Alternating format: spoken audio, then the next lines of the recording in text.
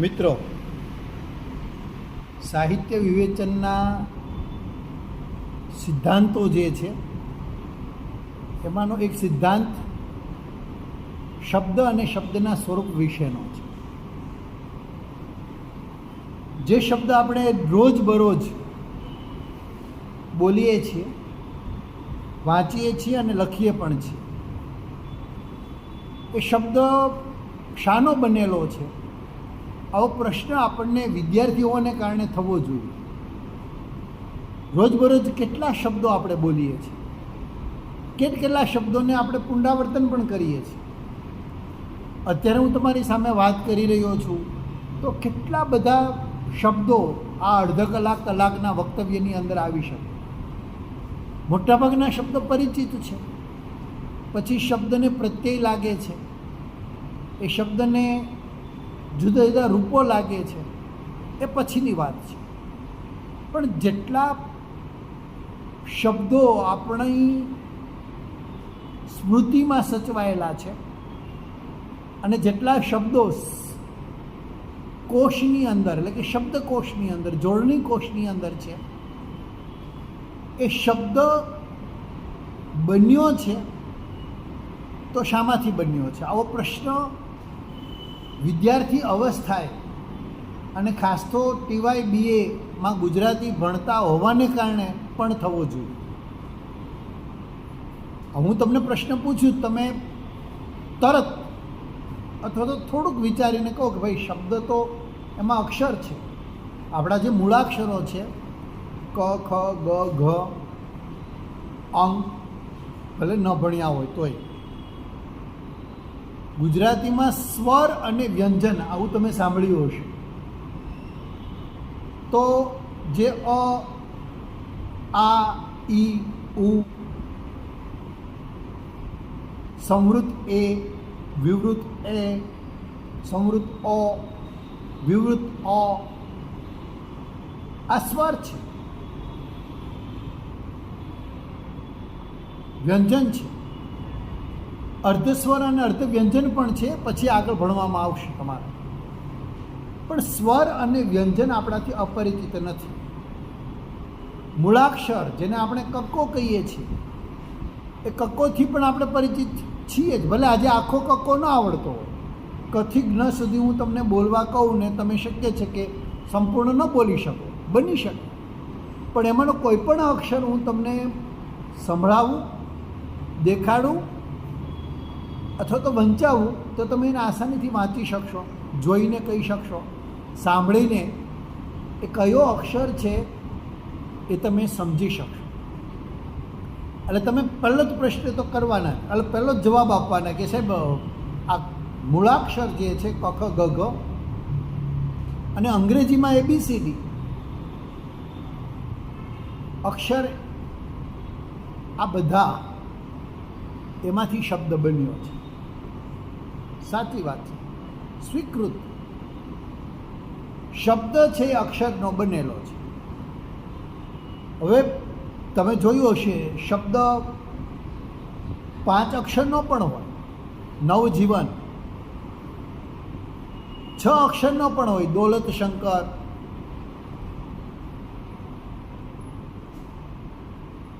અરસપરસ. 4 અક્ષરના તો ઘણા શબ્દો છે આપણી પાસે. 3 અક્ષરના તો અઢળક છે, 2 અક્ષરના પણ છે અને એકાક્ષરી શબ્દ પણ છે. મા, બા,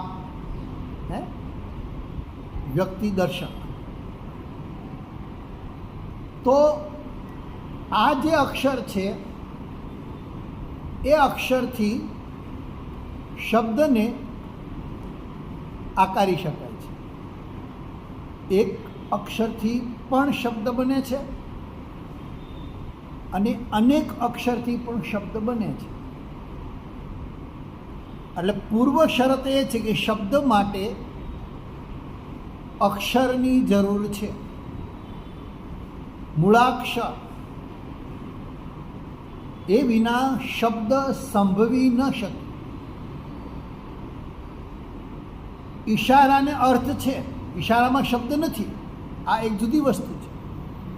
હું ઈશારો કરું છું, એમ બોલાવું છું, તો તમે સમજો છો કે મને બોલાવું છું. હું આમ કહું છું તો ઊભી થવાનું કહું છું, હું આમ કહું છું તો મારે ખાવું છે, પીવું છે. આ બધા અર્થો થાય છે. ત્યાં અર્થ છે, શબ્દ નથી, ઈશારો છે. ત્યાં વર્ણની જરૂર નહીં પડે. આપણે અક્ષર માટે વર્ણ શબ્દ પ્રયોજીએ છીએ. ખરી વાત. એટલે એક તો શબ્દ માટે વર્ણની, અક્ષરની, મૂળાક્ષરની જરૂર છે. એ એક પણ હોય, અનેક પણ હોય. આ પહેલાં પ્રાથમિક સમજ મેળવી લીધી. બીજી વાત કે એ શબ્દ જે અક્ષરનો બનેલો છે એમાં અર્થ પણ હોવો જોઈએ ને. 3 અક્ષર હું કહી દઉં હમણાં જ તમને. હું ચોપાટી કહું, હું ચપાટી કહું, હું સપાટી કહું, પણ હું પાટી જ કહીશ તો તમે કીધું પાટીજનો અર્થ શું થાય? ચટીપા કહીશ, અક્ષર છે ને, ચટીપા. ચ છે, ટ છે, ઈ છે, પ અને પનેકાનો આ પા છે. અક્ષર તો એમાં છે જ, પણ અર્થ નથી. અર્થ નથી માટે એ શબ્દ નથી. ક્યારેક એવું બને કે કોઈક એવો શબ્દ તમારી પાસે આવે જેનો અર્થ તમને ન ખ્યાલ હોય. આ બારી છે ને, હું બારી ન હોઉં અને બારી બોલું તો તમને એનો અર્થ તો મળી જ જવાનો છે, કારણ કે તમે રૂઢિગત એનો અર્થ પામી ચૂક્યા છો. આ પૂર્વે નાના હતા ત્યારથી બારી અને બારણા.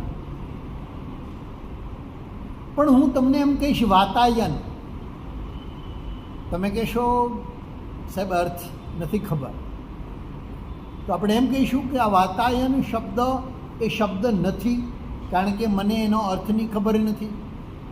ના, આપણને અર્થની ખબર નથી, પણ એને અર્થ છે. એવા કેટલા નામ છે વસ્તુના, પદાર્થના, વ્યક્તિના, જીવજંતુના, વૃક્ષ, છોડ, વેલ, એ દરેકના નામ છે. પણ એ દરેકને આપણે નામથી ઓળખતા નથી. આપણે છોડ જ કહીએ છીએ, નથી ખબર પડતી. આપણે વૃક્ષ કહીએ છીએ, પણ કદમનું વૃક્ષ છે એ કોઈક આપણને કહે કે આ કદમનું વૃક્ષ છે, ત્યારે આપણને ખબર પડે છે. કદમ તો કૃષ્ણને કારણે પણ જાણીતો શબ્દ છે, એટલે તમને ખબર પડે કે આ કદંબ નામનું કંઈક છે ખરું વૃક્ષ. સાંભળેલું છે ક્યાં ગીતમાં, અથવા તો મમ્મી પપ્પા પાસેથી.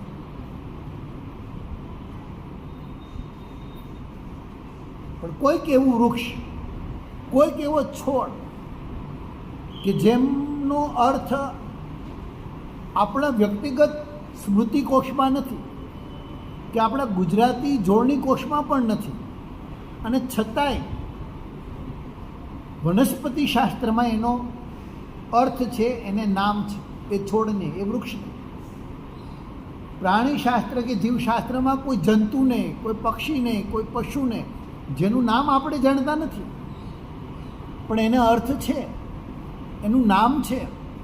એટલે એવું નહીં કહેવાનું કે આ શબ્દનો અર્થ મારી પાસે નથી એટલે એ શબ્દ નથી, એવું નહીં.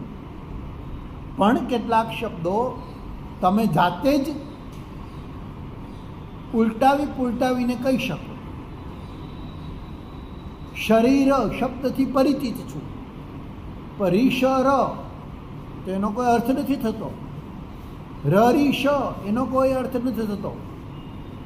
રશરી એનો કોઈ અર્થ નથી થતો. શરીરનો જ અર્થ છે. એટલે કે એ સંજ્ઞા, એ શબ્દ, એ ક્રમે એમાં અક્ષર ગોઠવાયેલા છે કે જે પરિચિતતાનો ભાવ જન્માવે અને પરિણામે આપણને એમાંથી અર્થ પ્રાપ્ત થાય. એટલે પ્રથમ તબક્કામાં આપણે એમ કહી શકીએ કે શબ્દનું સ્વરૂપ, પ્રશ્ન તમારો આજનો એ છે કે શબ્દનું સ્વરૂપ સમજાવો, અથવા તો શબ્દનું સ્વરૂપ કેવું હોય, એમાં શું હોય, કયા તત્વો એમાં હોય. તો તમે કહી શકો કે શબ્દ એ વર્ણનો બનેલો છે, એટલે કે અક્ષરનો બનેલો છે. મૂળાક્ષરનો બનેલો છે. બીજું, એ મૂળાક્ષરથી બનેલા એકાક્ષરી, બે અક્ષરી, ત્રણ અક્ષરી કે 6 અક્ષરી નો શબ્દ અર્થયુક્ત છે. એમાં અર્થ જોઈએ, આ શરત છે. શબ્દ બનવા માટેની આ પૂર્વ શરત છે કે વર્ણથી બનેલો શબ્દ અર્થયુક્ત હોવો જોઈએ. ઓકે. અને ત્રીજો એનો ભાગ, શબ્દનો ત્રીજું અંગ એટલે લય છે. તમે કહેશો લય તો ગીતમાં ના આવે. સર, આવે. ગીતમાં પ્રત્યક્ષપણે અને તમે પકડી શકો એ રીતનો લય આવે. ગદ્યને પણ એનો લય છે.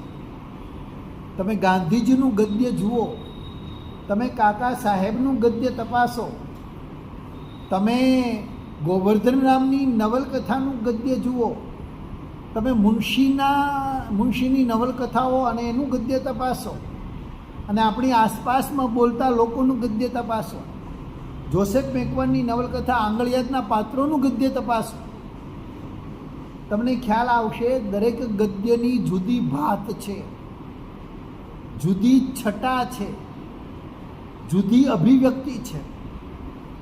એક શબ્દ એકવાર એક વ્યક્તિ દ્વારા બોલાય અને એ જ શબ્દ એ જ વ્યક્તિ દ્વારા બીજી વખત બીજા પ્રસંગે બોલાય ત્યારે શક્ય છે કે એના લયમાં ફેર પડે છે અને લય પરિવર્તન થતાં અર્થમાં પણ ફેર પડે છે. કેટલાક વક્તાઓની આદત હોય છે કે બોલતા બોલતા છેલ્લે એમ બોલે. એમનો અર્થ એવો થાય છે કે જે મેં કહ્યું છે એ. અંગ્રેજીમાં એમનો અર્થ એક સાંકેતિક ચિહ્ન છે ABCDનું. એમનો એક અર્થ એ પણ થાય છે, કોઈ સ્પેલિંગ લખ્યો હોય અને હું તમને પૂછું કે છેલ્લે હવે શું આવશે અને તમે કહો એમ, ત્યાં એમનો અર્થ બદલાઈ જાય છે. હું એમ પૂછું એમ, ત્યારે પણ એનો અર્થ બદલાઈ જાય છે. અને હું એમ કહું એમ, ત્યારે પણ એનો અર્થ બદલાઈ જાય છે. આવા દરેક શબ્દ એના લયથી ઓળખાય છે. લયથી અર્થ વધારે ઘન બને છે, વધારે અર્થ પૂર્ણ બને છે. એક જ વિધાન એમ હોય કે હું આજે આણંદ જવાનો છું, એમાં જો હું પર ભાર આપું તો એનો અર્થ છે કે હું જ જવાનો છું, બીજું કોઈ નહીં. હું આજે આણંદ જવાનો છું તો એનો અર્થ થાય છે આજે, ગઈકાલે નહીં, આવતીકાલે નહીં, કલાક પછી પણ નહીં, અત્યારે આજે આણંદ જવાનો છું. હું આજે આણંદ જવાનો છું એનો અર્થ થાય છે કે કાલે રાજકોટ ગયો હતો, પરમ દિવસે વડોદરા ગયો હતો, પણ આજે આણંદ જઈશ. હું આજે આણંદ જવાનો છું. કયા શબ્દો પર તમે ભાર મૂકો છો, કયા શબ્દને, એને પોતિકો એક ધ્વનિ છે, યાદ રાખજો. એ લઈને વધારે સમજીએ, પણ પ્રારંભે પ્રથમ તબક્કામાં આપણે એટલું સમજી લઈએ કે શબ્દનું સ્વરૂપ 3 વિશેષોથી બનેલું છે. એ ત્રણેય એના આંતરિક એમ બાહ્ય અંગ છે. પહેલું અંગ અક્ષર છે, વર્ણ છે. લય તમે બીજા ક્રમે મૂકી શકો, અને અર્થ, કારણ કે કઈ રીતે બોલો છો એ પછી અર્થ પ્રાપ્ત થાય છે. તમે કયા લયમાં કઈ રીતે શબ્દ બોલ્યા છો, કયા આરો અવરો સાથે શબ્દ બોલ્યા છો, અને એ આરો અવરો એ લયને કારણે એનો એક ચોક્કસ અર્થ આપણને મળે છે. એટલે કે શબ્દનું ત્રીજું અંગ એ અર્થ છે.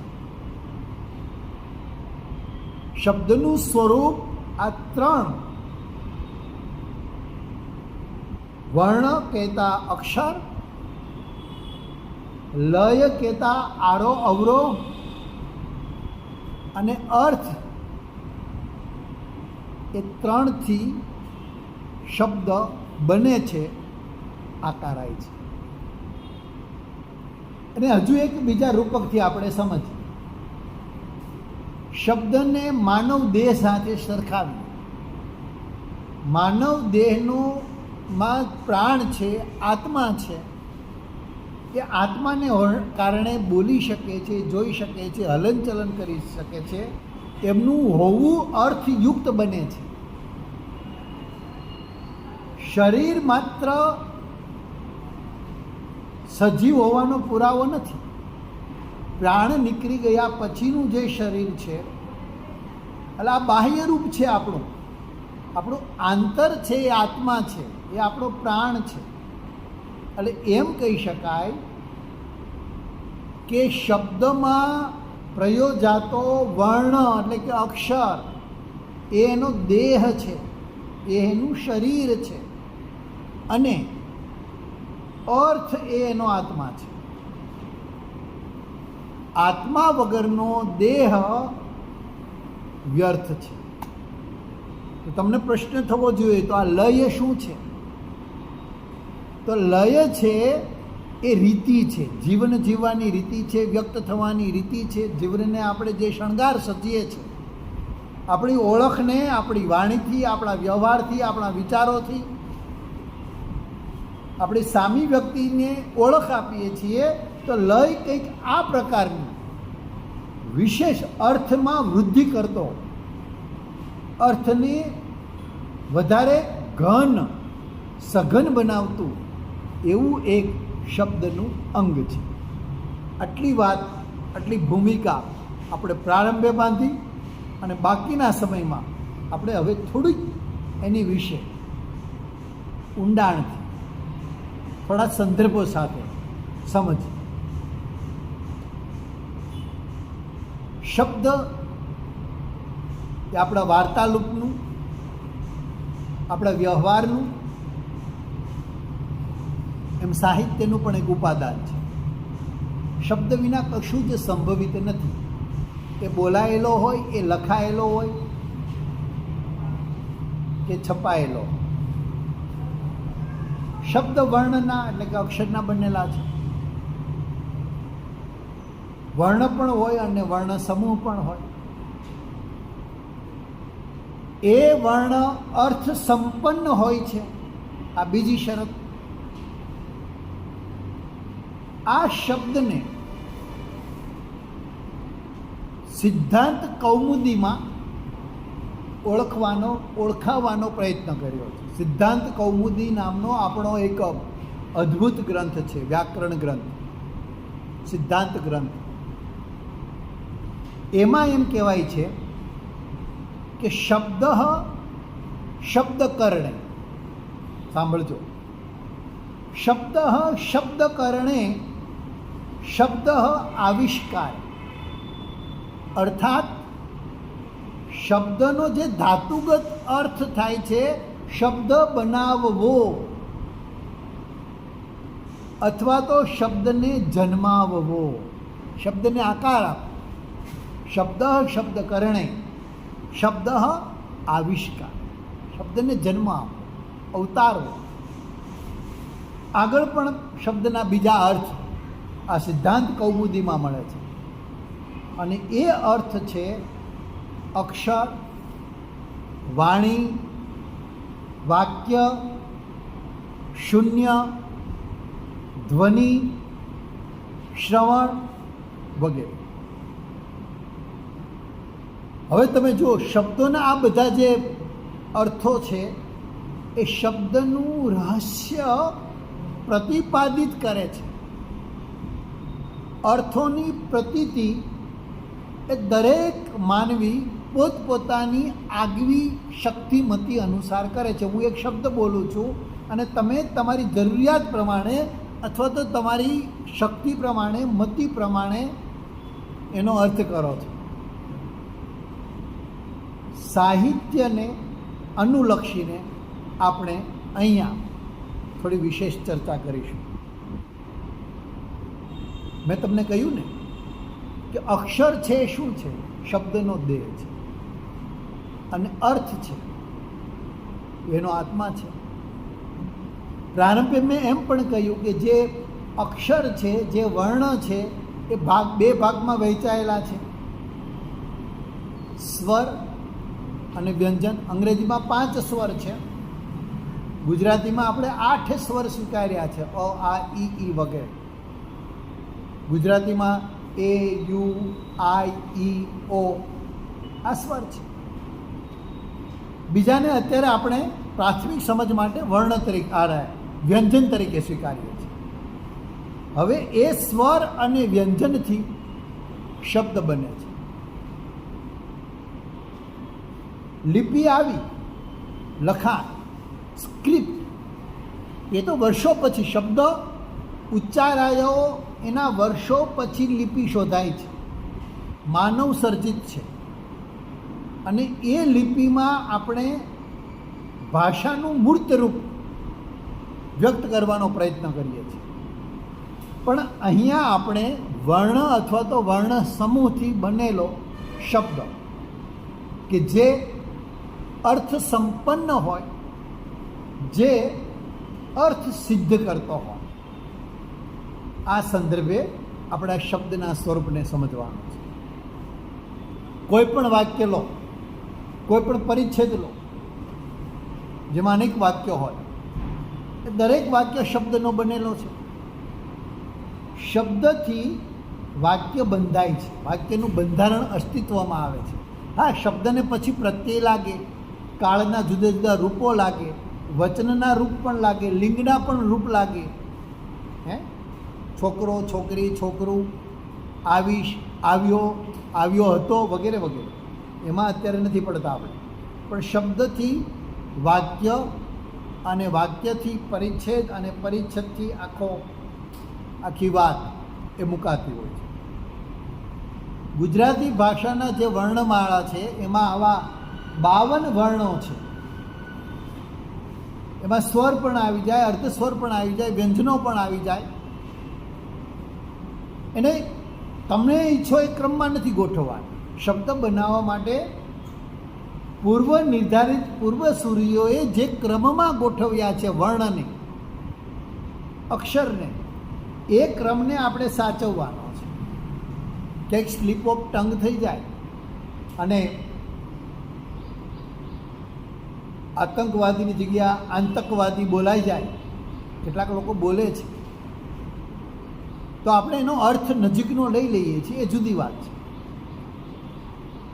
કેટલીક પરંપરાગત રીતે ડૂબવું ને બુડવું બંને શબ્દ સ્વીકૃત છે આપણી ભાષામાં. તારી બેડલીને બુડવા નહીં દઉં. બુડવું અને ડૂબવું એમાં તમે જો ક્રમ બદલાઈ ગયો છે, અર્થ એક જ રહ્યો છે, અને સ્લીપ ઓફ ટંગના દૃષ્ટાંત તરીકે તમે પ્રયોજી શકો. પણ મોટે ભાગે એ ક્રમ નિશ્ચિત હોય છે, પૂર્વ નિશ્ચિત હોય છે. આપણા પૂર્વસૂરીઓએ એના ક્રમ નિશ્ચિત કરેલા છે. એનું એક દ્રષ્ટા. બીજું આપણું કમળ, કમલ એટલે તમે કહેશો કે હા ફૂલનું નામ છે. હવે એના ક્રમ બદલી નાખીશ, વર્ણના ક્રમ બદલાઈ જશે, વ્યુત્ક્રમ કરીએ. કમલ અને મલક કરીએ, તમે કહેશો હા એ આધારિત ગીત છે, આપણા મલકોના માયાળુ માનવી. મલક શબ્દ છે, મલક એટલે પ્રદેશ, વિસ્તાર. હજુ એના ક્રમની વ્યુત્પત્તિ બદલી નાખીએ, એના આડાવડા કરી દઈએ, એના ક્રમને, વર્ણને. કલમ તો નવો જ અર્થ થશે. તમે કહેશો હા પેન, કલમ એટલે પેન. ગુજરાતીમાં એને શું કહેવાય ભલે આપણને ખબર હોય કે ન હોય. આને લેખીની પણ કહે છે.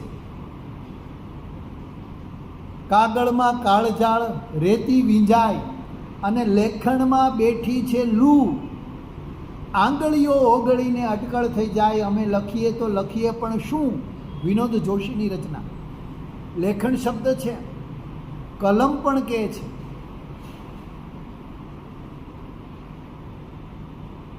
તો કલમ, કમલ, મલક. પણ હવે શબ્દને બદલી નાખો, હજી એને વ્યુત્ક્રમ કરો. લમક, લકમ, એ જ 3 અક્ષર, કાના માત્ર વિનાના. આપણે બદલ્યા પણ એનો અર્થ નથી થતો. તો આ જે લમક છે કે લકમ છે, એ શબ્દ બનતો નથી. વર્ણ હોવા છતાં પણ શબ્દ બનતો નથી. આ એક વાત. શબ્દનું ઉચ્ચારણ. હવે આપણે લય પર આવીએ છીએ.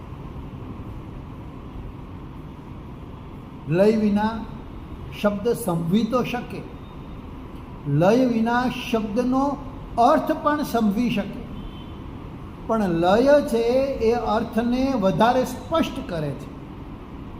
આપણા દ્વારા થયેલું શબ્દનું જે ઉચ્ચારણ છે એ ઉચ્ચારણ બીજા ઉચ્ચારણથી ભિન્ન જ્યારે આપણે સાંભળીએ છીએ ત્યારે એનો જુદો અર્થ કરીએ છીએ.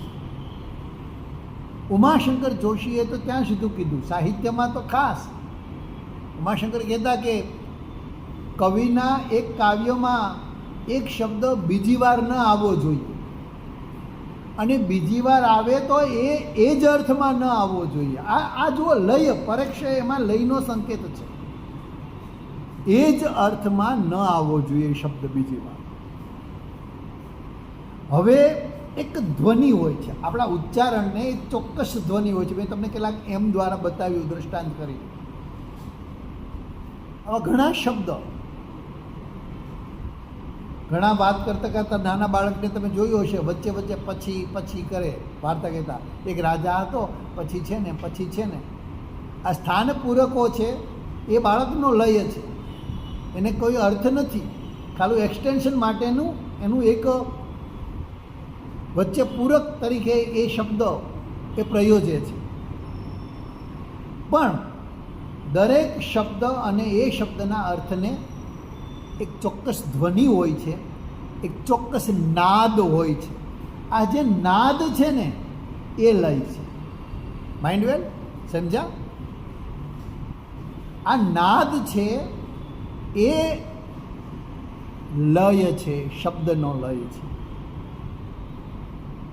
એ જ એની પ્રાસાદિકતા એમ કહેવાય. શબ્દની પ્રાસાદિકતા, શબ્દનું સૌંદર્ય શું? અર્થ નહીં, લય છે. કોઈ જીવતો પણ માંદલો માણસ અને કોઈ જીવતો પણ સ્ફૂર્તિવાન માણસ, આ બેઉમાં ફેર છે. તો જે સ્ફૂર્તિ છે ને, શબ્દના અર્થને સ્ફૂર્તિ આપનાર કોઈ તત્વ હોય તો એ આ નાદ છે, આ લય છે. એ જ એની પ્રાસાદિકતા, એ જ શબ્દનું માધુર્ય, અને એ જ એટલે કે લય જ શબ્દનું ઓજસ.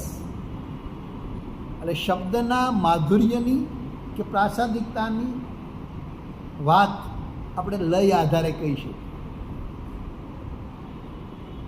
એક સમય હતો કે લિખિત રૂપ નહોતું, કર્ણોપકર્ણ કે કંઠોપકંઠ સાહિત્ય હતું, અને એ શ્રુતિ દ્વારા આપણને સ્મૃતિમાં સચવાઈ રહેતું. આપણી પાસે શ્રુતિ ગ્રંથો છે, સ્મૃતિ ગ્રંથો છે. ભજન પરંપરામાં એક પંક્તિ તમે સાંભળી હશે, શ્રુતિ સ્મૃતિ જ્યાં વેદ વહે છે. તો આ સ્મૃતિ ગ્રંથો અને શ્રુતિ ગ્રંથો જ્યારે લિખિત રૂપ નહોતું અને મોટા ભાગના લોકો અશિક્ષિત હતા, ત્યારે શ્રુતિથી, શ્રવણથી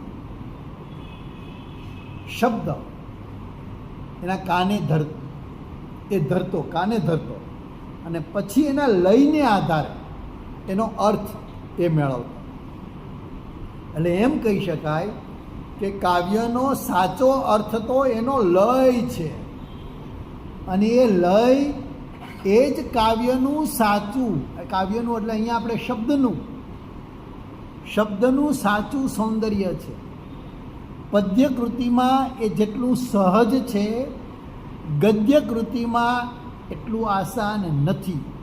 પણ છતાંય હું તમારી સાથે જે અત્યારે વાત કરી રહ્યો છું, આ જ મુદ્દો શબ્દના સ્વરૂપ વિશે કોઈ બીજા સર કે મેડમ તમને ભણાવે કે વાત કરે, આ જ મુદ્દો હોય, એમાંય આ વર્ણ, લય અને અર્થ આવતા હોય, એમાં આ જ દ્રષ્ટાંત આવતા હોય, છતાંય એની ભણાવવાની રીતિ, એની શૈલી તમને જુદી લાગે તો માનજો કે એમાં પેલો જે લય છે એ બદલાયો છે, અર્થ તો એ જ રહ્યો છે, અને લયને કારણે જ એક વક્તવ્ય આપણે વિશેષ સ્પર્શે છે. એ જ વિષય ઉપર બીજા વક્તાએ કહેલું વક્તવ્ય આપણને પ્રમાણમાં ઓછું પ્રિય કે અપ્રિય લાગે છે. એનું કારણ છે કે એક જ શબ્દ એમણે કહ્યો છે, પણ એ ચોક્કસ લયમાં નથી કહ્યો. આ ફેર છે. લય શું કામ કરે છે? અર્થને કઈ રીતે પ્રાણવાન બનાવે છે? આ લય કઈ રીતે વક્તવ્યને સૌંદર્યયુક્ત બનાવે છે, પ્રભાવક બનાવે છે, માધુર્યયુક્ત બનાવે છે? આ લયની કામગીરી છે. અર્થ શક્તિ છે શબ્દની, નો ડાઉટ. અર્થ વિના શબ્દ ન સમજે. આપણે પ્રારંભે પણ જોઈ ગયા છીએ કે શબ્દ એ જ છે કે જે અર્થ પ્રતિપાદક હોય, અર્થ ઉપજાવતો હોય, એ જ શબ્દ છે. અને દરેક શબ્દને પોતીકો અર્થ છે. શબ્દથી શબ્દ એ પોતાના અર્થથી જીવતો રહે છે, પણ એ જ શબ્દ વ્યક્તિએ સમૂહે જુદા અર્થની અનુભૂતિ પણ કરાવી શકે. આ એક વાત. એટલે જ આપણે શબ્દને બ્રહ્મ કહીએ છીએ. આપણા શાસ્ત્રમાં શબ્દ બ્રહ્મ એવો એક શબ્દ છે, સામાસિક શબ્દ, શબ્દ બ્રહ્મ. એટલા માટે કે એમાં અર્થ અભિવ્યક્ત કરવાની અપાર શક્યતાઓ છે, અમાપ શક્યતાઓ છે. એટલે જ કાવ્ય એક જ વિષય ઉપર અમુક પ્રકારના શબ્દો જ લઈને લખાયેલા જુદા જુદા કવિઓ દ્વારા લખાયેલી કવિતા કેમ જુદી જુદી લાગે છે?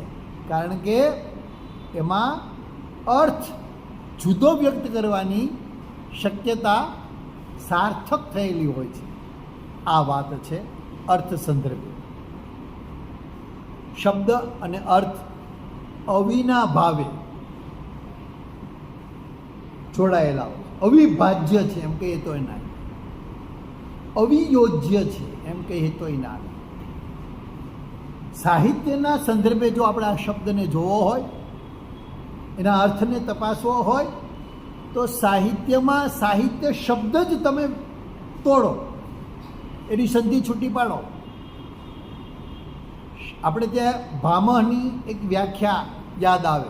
સંસ્કૃત સાહિત્યના મીમાંસક ભામહ એમણે શું કહ્યું કે શબ્દાર્થો સહિતો કાવ્યમ, એટલે કે શબ્દ અને અર્થનું સહિતત્વ.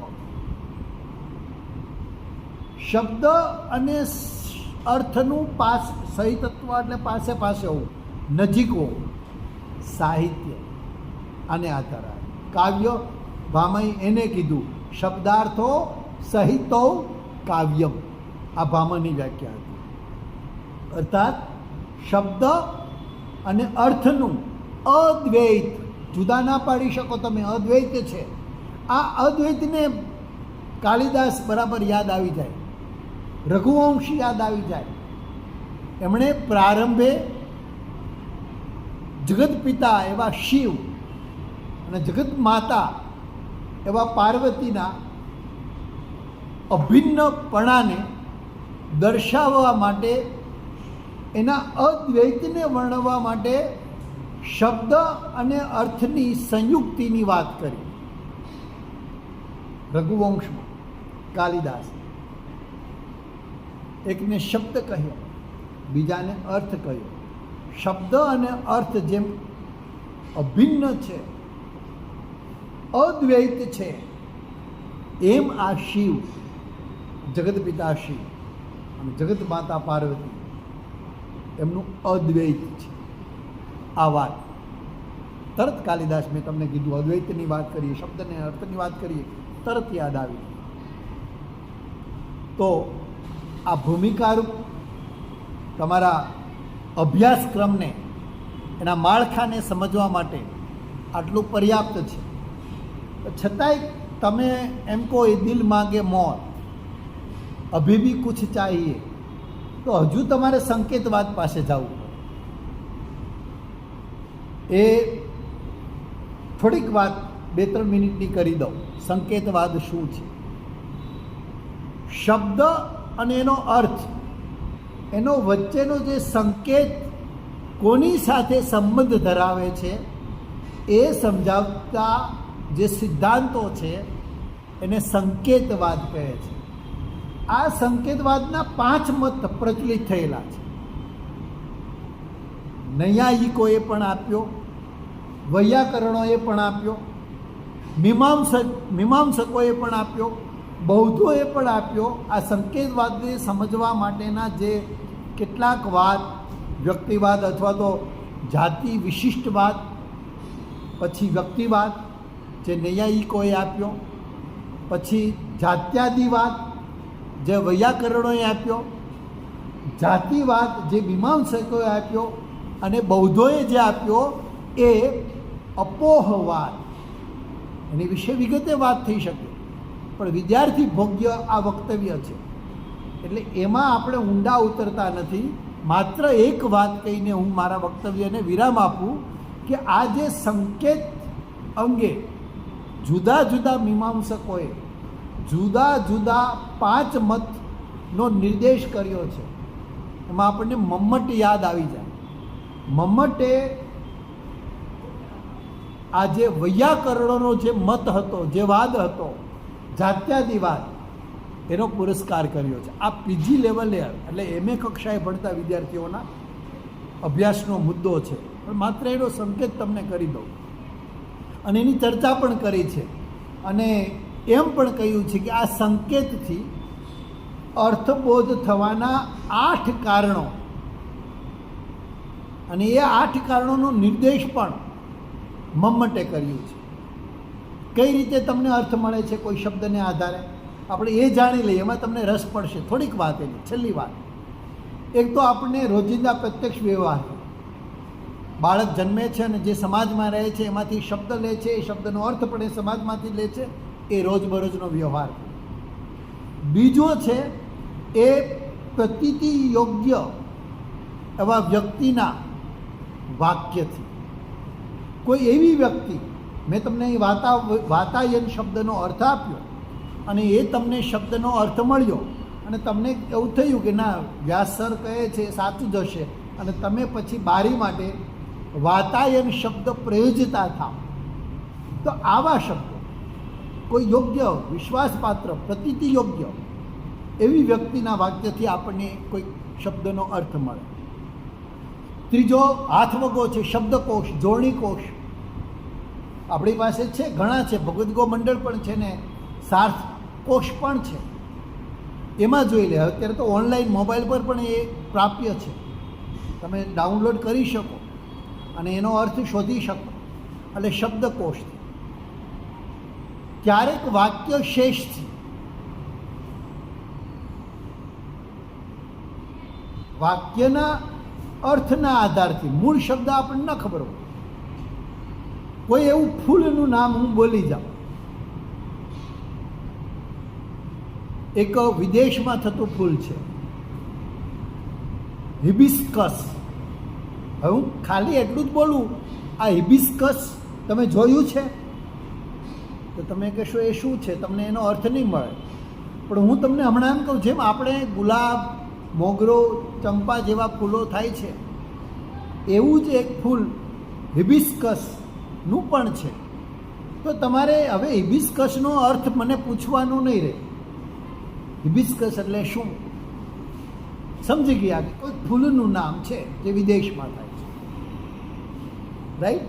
એટલે ઘણી વખત આસપાસના વાક્યમાં રહેલા બીજા શબ્દોના સંદર્ભથી આપણે પૂર્વાપર સંદર્ભ પૂછાય છે પરીક્ષામાં. કોઈ કાવ્યની પંક્તિ પૂછે અને પછી આપણે એમ કહેવામાં આવે કે આ પંક્તિના પૂર્વાપર સંદર્ભ સમજાવો. પૂર્વ એટલે એની પહેલાંનો, પર એટલે પછીનું. તો વાક્યમાં કોઈક એવો અજાણ્યો શબ્દ આવે તો એ શબ્દના પૂર્વાપર શબ્દોથી આપણે એ શબ્દના અર્થ સુધી પહોંચીએ છીએ. પછી કોઈ સુજ્ઞાત શબ્દના સાનિધ્યથી, કોઈ એવો શબ્દ હોય કે જે આપણે જાણીએ છીએ અને પછી એનાથી આપણને અર્થ પ્રાપ્ત થાય. વિવરણથી કોઈ શબ્દને હું સમજાવું દુરિત એટલે શું એમ કહું ત્યારે, અને દુરિતના પુષ્પો કહું છું ત્યારે તમને એમ લાગે આ દુરિત કોઈ ફૂલનું નામ હશે?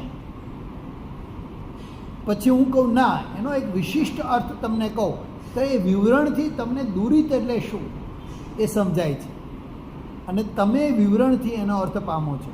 પછી તો ઉપમાનથી પણ છે અને વ્યાકરણના શક્તિગ્રહણથી પણ છે. આવા 8 પ્રકારના અર્થ પ્રાપ્તિના માર્ગો અને એનો નિર્દેશ મમ્મટે કર્યો છે. પણ ફરીથી અંતમાં શબ્દનું સ્વરૂપ એના 3 અંગથી સિદ્ધ થાય છે.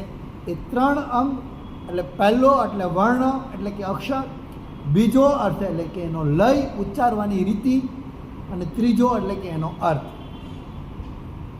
ઓકે, મળીએ ફરીથી.